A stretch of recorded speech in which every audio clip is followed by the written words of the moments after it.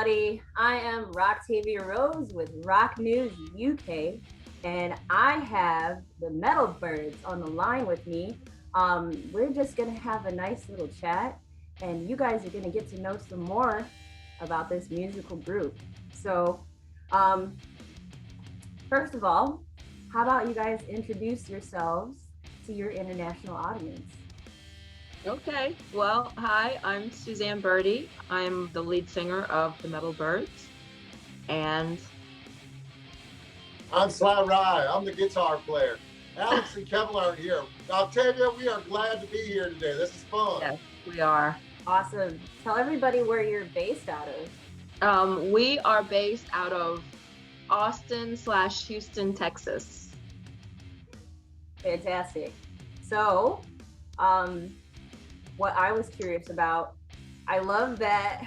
I was going to ask you how you came up with the name for the band. Well, that was mostly me. I work at the airlines, well, at the airport and for major airlines. So I've always been around planes. I love them. I was trained to be a pilot.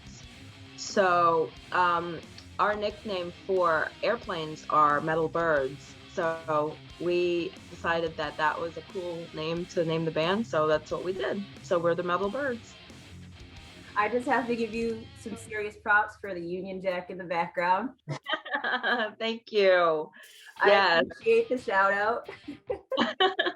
Well, I was born in London, grew up there. Don't have my accent anymore, but I still have my British passport. I have everything. Once I can get back home, then I will. But I haven't been back home in like over a year, so I cannot wait to go. We are kindred spirits in that. Like I miss it. I went for the first time a couple years ago and fell in love. I've always been like akin to like all of the music and the comedy and the actors and like the aura and everything, like all throughout growing up, and it's wonderful across the pond. So yes, I hope to make it back soon. Hopefully all this wonderfulness lifts and we can travel across the pond again sooner rather than later. Yes, sooner rather than later. Do me a favor. What I love to ask musicians is, each of you, please do tell me how you got turned on to just being involved with music or picking up an instrument or anything. Like how did everything start? Go Slide. Suzanne? Okay, come on. You go. All right, I grew up with my parents were record collectors. So as little kids, there were no records anymore being made, right? So we would listen to them constantly, me and my older brothers. They had, they're the ones that introduced the metal, my uncles and stuff. And I just became so classic rocked that by the time Rage came out, I was still listening to Styx, right? It was like, this world is very strange because all the people that would come over and party at my funk's house or my uncle's, they were all rock people, rock. So that's all they ever heard. So when the guitars were broken out, I was fascinated. I wanted to rock. That's awesome. Yeah, he picked up a lot, didn't he? I mean, I love his style of music. As for me, my parents, and growing up in London, it was all about rock and pop and the punk movement, and you couldn't go outside your door and walk down Oxford Circus without seeing 100 kids and in mohawks and leather and studs, and it was all about Madonna and Michael Jackson for me when I was growing up. And then slowly I got introduced to the heavier side, like Rage and the grunge movement. I grew up in the 90s, so coming to America when I was, in my formative years was, I started with the, very Oasis and Bush, and then I got into Rage, and then I started going over to like more 80s, AC/DC and Kiss, and, it grabbed me from, the moment I was basically born. I love rock. Love it. Live and die it. I heard somebody was a fan of my handle, of my name, so I'm like, oh, this is gonna be a great interview. Oh yeah, we love Octavia. That's the best name for anybody, anywhere, ever. Love it. Yeah, I can pretty much relate to you. One of the really cool things that my mom did when, even before I was here, she would take headphones and like put music on her stomach while I was still baking, and she would listen to a lot of Pink Floyd and like Frank Zappa, and would yeah, she would listen to like a lot of classical music too. But like her record collection was something to be coveted, and you know, Yeah. she was definitely an audiophile before I knew even what that was. She had some pretty killer turntables and speakers set up, and like I didn't really get to appreciate like what she had going until really probably when I got like into high school, college, stuff like that, and started really listening to more. Like I was this rock infused. So like I can completely relate. Yeah. You just said. It's all like seems to be our parents doing, like, parents need to influence their kids a little bit more with the music style nowadays. Not saying anything, but I think that our parents kind of had the primo era of music though. absolutely. So it was really easy for them to instill like a love of multiple genres because a lot of the stuff that they were listening to was already pulling from multiple genres into becoming unique in rock and roll. And like that's really truly how bands that have I've been saying this, like I could say it till my face turns blue, but I've been saying it over and over. Bands that have staying power have the ability to adapt, the ability to pull from things that they love and make it work. So like can you guys give everybody an idea of what your sound is like, since we're kind of we're just in an interview and you guys can't hear what they sound like until you jump off of here and check out all their music. But give us an idea of what your sound profile is like. It's very classic rock, but there's a touch of metal, and live it's very punk because it's quicker. But our songs are short, they're straight up guitar jammers, and Suzanne's loud when she sings, so that's how it goes. I love it. I love it. Yeah, I always call us a pop punk rock classic rock fusion, but I think we fall under the umbrella of definitely classic rock, very very Maiden, very Ozzy, very AC/DC sound. That very Van Halen, all of the classic rock gods. We take our influences from all of them. You can hear all of their influences in our songs, in a way or another. Yeah. So you guys mentioned the live show. I can't wait. I can't wait to get back to live music. Part of the reason, you guys, why I'm a little delayed today was because I had my first jab, first shot. Yeah. So other than like being a little sore, I'm ready to get the process going to getting back into live music. So you mentioned your live show not too long ago. I feel like that's a really important part about, gaining a lasting audience, because you can listen to stuff and you're like, oh yeah, this is good, but then that live performance, that's what sets in deep. So like are you more of a, tell us more about, like, are you more of like a production, or is it more of like getting the crowd going? Like, give us an idea of what your live show is like until I can get out there and get the videos and get it out to the people. Well, like a 4-drink minimum. You walk in and everything's upbeat, and then there's a guitar solo, and then Suzanne sings a chorus. It's homage to all of those kind of songs, but it's toe tapping. I mean, it's just straight rock, so it makes it fun. And then live, of course, it's quicker, and 4 drinks in, or you're right. Right. Yeah. Well, our live shows are really really upbeat. Really, we do our favorites from our songs, which are all the heavy rocker songs. So we so far to date, I mean, we haven't done a show in, gosh, a long time, but before it was where they were really upbeat, so we kind of get the crowd involved. We have a lot of what we like to call our new time anthems. So, we get the crowd involved and like singing in that. We try our best.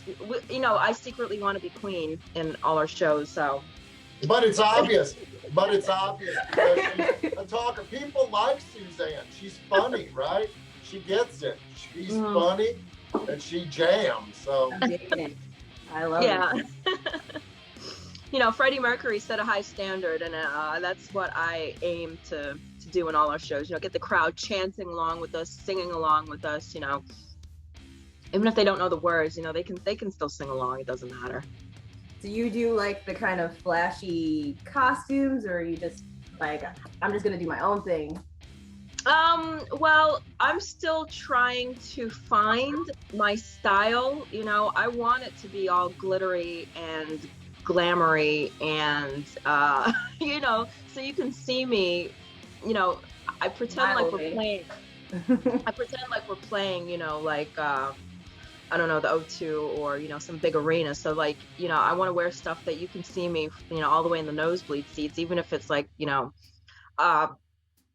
20-person club. I don't care, right? I just want to be as big and and showy offy as possible, because that's what a rock. She wears Kiss boots. Tell her about the Kiss boots. Those things gotta happen. Yes. Short.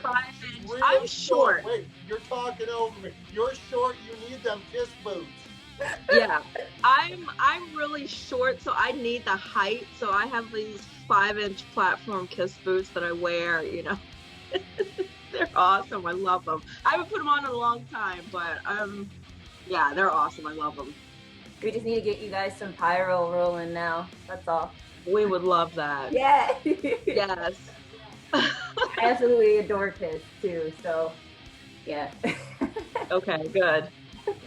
So, go ahead and tell us more about what you guys have been doing project-wise. Have you been working on anything during all this downtime, or what's going on in your writing? We're going to have a new record come out soon, because in pandemic world, all you can do is write, and we're not big fans of cover songs. We have done them, but we know there's a rock hit waiting to be written. And when you're cocky and you're rocking, it's easy to think that, right? I mean, if they all do, if they don't admit it, come on. That song's in there someplace.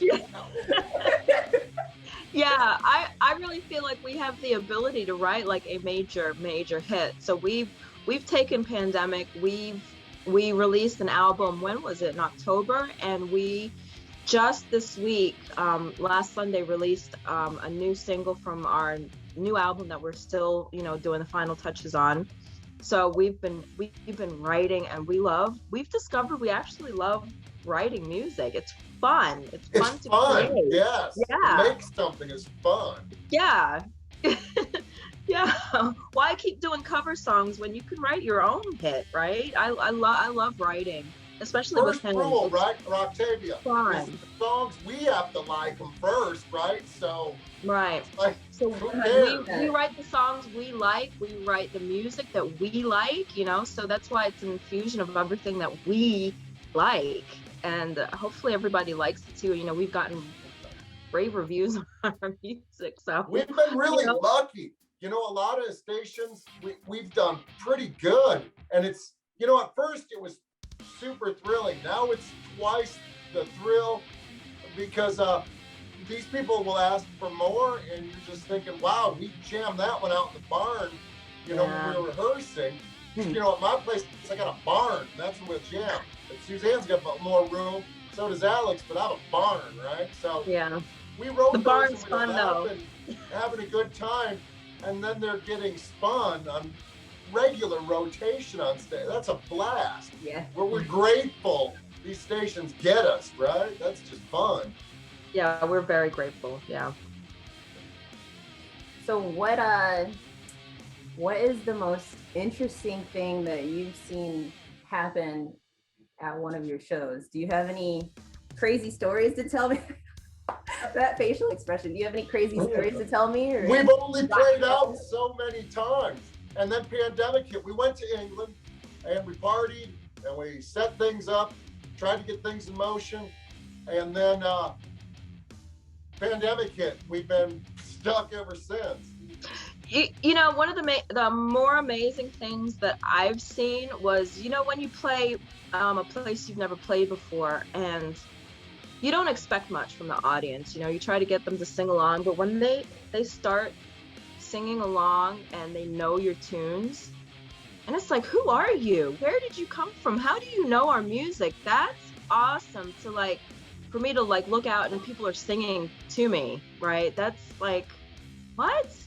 How is this even possible? Like, that's the best feeling ever, right? We did have a bunch of people in Cedar Creek, and all these dudes, we did the Trooper, right? Iron Maiden, the Trooper, and everybody sang along with that. They thought we were pretty hip for that, because Suzanne could do all them parts. Yeah. I would love to see you guys play live. It sounds like such a good time. I can't wait for live shows to be back. Yeah.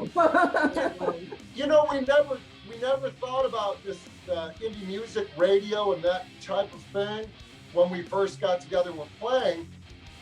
So we're bad about photos. We're bad about anything because, and now that we haven't had a chance in so many months, we plan on next chance we get, it's all PR.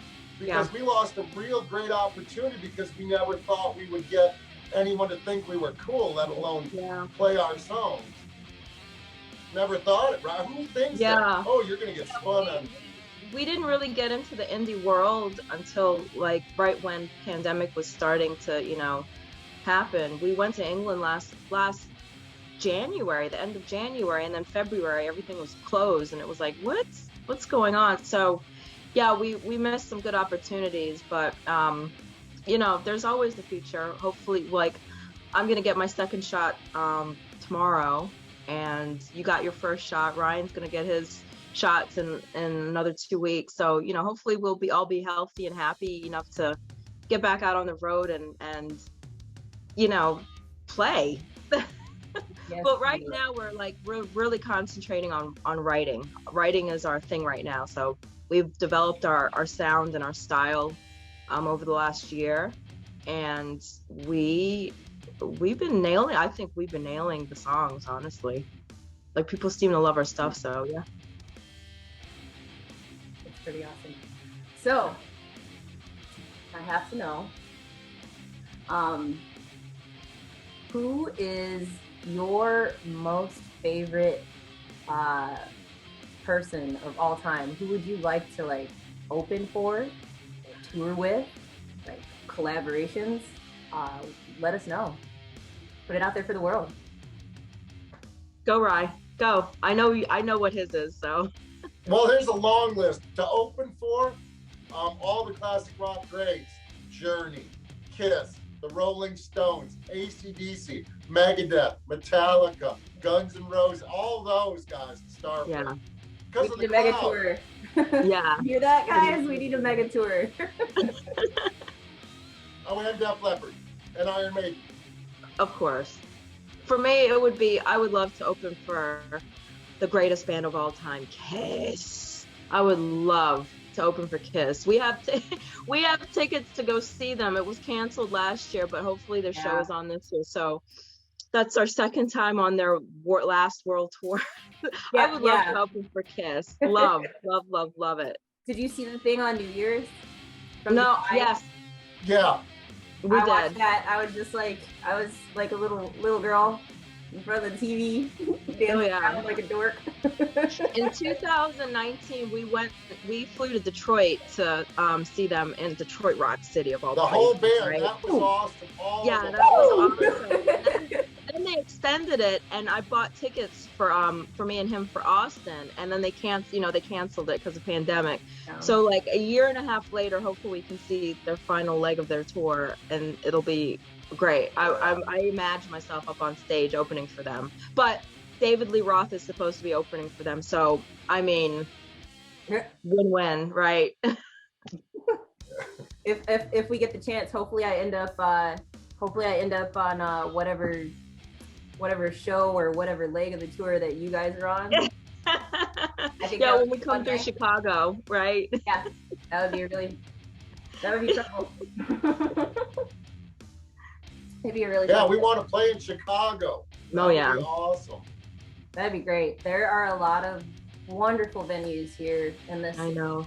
A lot of my favorites are the tiny ones, the small ones, the independent venues that are a lot of places where people forget about the small, like those rooms with all the stickers all over your wall and down the stairwells, and I was like, but it's the best show you've ever seen.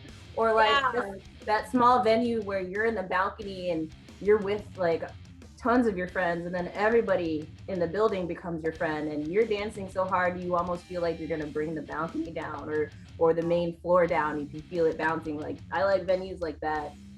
I love like the smaller ones are great. Yeah, because they have atmosphere to them. Yeah, that was a big kind of push for me during the pandemic. Like, even before things really started getting real, because I had an idea of where all this was going, I started being like, hey guys, if you can contribute or if you can help out those tiny venues, like, we're going to be in this for a minute and they're going to be the first places to close. Think about it. That's where we all congregate. That's where we get, and we can't do that. And those are the important spots. Like, a lot of those bands that you see in arenas wouldn't be in arenas without those little holes in the wall. Exactly. We have a lot of places that would love to host you here, I'm sure. What about festival circuits? Have you guys put any thought to that? Like, do you have any festival ideologies or anything like that? Well, we had originally set up some stuff for last year that never panned out. You know, we were supposed to play a couple festivals. I think one was in Wales. One was in like the Midlands in England. I think we had some stuff planned. You know, they were tentative at the time. At the beginning of last year, we were supposed to play last summer, but they just never panned out. So, you know, everybody has been telling us, like, we have a UK promoter, and, you know, they just tell us, you know, they're still waiting themselves. You know, everything's been pushed back because of pandemic. So they're just waiting themselves to be able to start planning festivals again. But no one that we know has been able to really, you know, except for the smaller venues, especially in Texas, that has reopened for some reason. I don't know why, but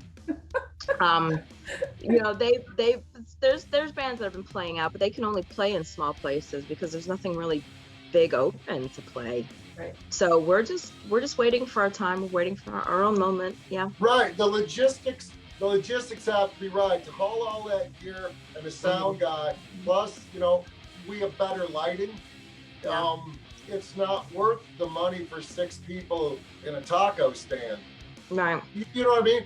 You know, those are cool gigs, but when no one could show up to them, now, you know, it's opening up, but the venues aren't there to try to, you know, it goes beyond just wanting to play, right? You want to get a crowd, and it's possible to do that. You just don't want to play for, like, you know, 6, like he said, 6 people who are sitting down to eat their meal, you know? And that's really the only venues that have really been open in Texas, you know, without us, you know, flying all over the country or whatever to try and get, you know, a gig that's only paying like $25-$50. That it's not really worth it right now.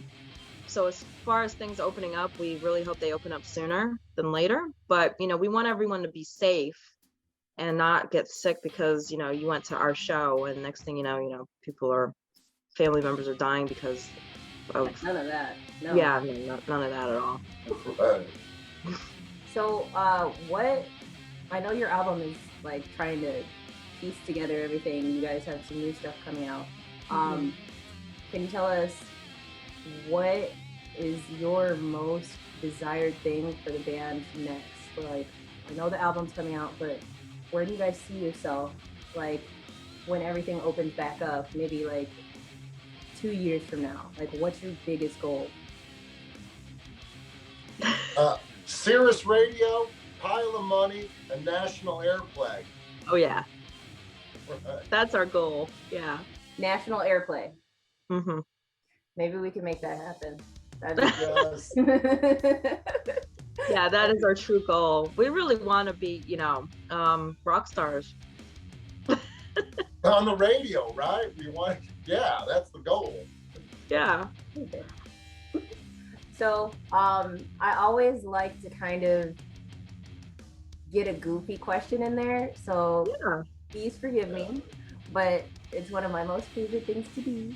I always ask if you could have any superpower, anything in the world, what would your superpower be?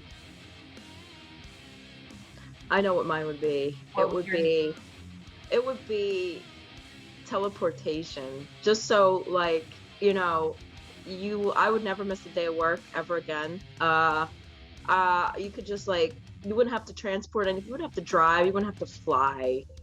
You would just be there instantly and just leave whenever you wanted to.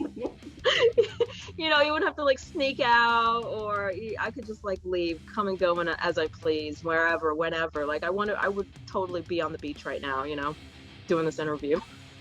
Yes. Oh my goodness. Is it cold up there?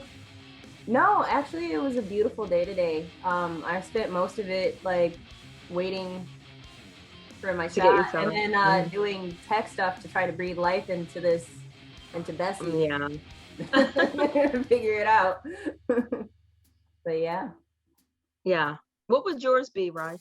Oh, definitely invisibility. So I could go backstage, check out all the gear. We're being on a budget, and right, as a regular musician like everyone else we run into, I would love to see what they do for gear when it comes to recording, what they use, how to use it. I'm pretty limited to a Marshall, and a Fender, and it's like, let's go. Right. But it would be nice to see what these people do for mastering and mixing and all the other tricks to sound better. Yeah. You know what'd be really cool? When you come up to Chicago, have you guys, I don't know if you've been there, but there's this place called Chicago Music Exchange, and they have a lot of really great technicians and salespeople there, and a lot of beautiful instruments. And like, maybe if you roll up there, they can like work with you and talk to you about some stuff. They're pretty great people. They're awesome. Yeah, I was actually just talking to Rye about he wanted to get a new guitar, and I saw the guitar he wanted on at what was it, Chicago Music Exchange, and I was like, let's fly up there and check it out. And he was like, but yeah, I've heard, that's the only time I've ever heard about Chicago Music Exchange. But yeah, they have the guitar that he wants there, and I want to come up so I can take a look at it. Yeah. Isn't that from the Blues Brothers? What's up? What'd you say about the Blues Brothers? What? Isn't that Chicago Music Exchange? Oh, like they went all over the city, but yeah, Okay. like you come here and head up to Chicago Music Exchange, check out some of the venues. Maybe I can host you around the city. Yes. And stuff. Cool. That would be cool. And take in a show when we can do all this. That'd be a lot. Good, because we're happy drunks. We ain't fighters. We're happy. Yes. Really We good. are. I like that energy. I'm all for it. This half hour went by really fast. I just got the notification that I am running out of time here. Okay. But I wanted to thank you guys. Thank you to the Metal Byrds for giving me time today to chat and learn more about your band, and everybody out there, UK, US, wherever you are listening to us from, please go ahead and jump up all your musical venues that you listen to and check out some of the Metal Bird stuff. Give them a listen. Yeah. As soon as you can. We want to get them. Do you all need a link to our? National. You need a link. Can I plug some of our links? Of Can I plug course. some of our links? Feel Okay. free. Yes, please. Okay. Well, before we run out of time, I'd like to ask everybody to check us out on our website, which is www.themetalbyrds, and it's BYRDS, birds with a Y.com. You could also check us out. We're very active on Twitter, and we're at the Metal Byrds. And check out our Facebook page, which is the Metal Byrds Band on Facebook. And unfortunately, we don't have an Instagram, but we have YouTube. which is the Metal Byrds channel, and we have a Spotify, which has all our music. So check us out on Spotify, Bandcamp, Twitter, Facebook, and our website. And you can buy t-shirts on Bandcamp and our Facebook and our website. Sorry. Thank you everybody for tuning in, and definitely when you get a chance, give the Metal Byrds some love. Thank you guys for your time. I really appreciate it. Thank you, Rockavia. I can't wait to see you guys in Chicago. Yes. Thank you, Rockavia. Thank you guys. Appreciate you. Bye. Bye.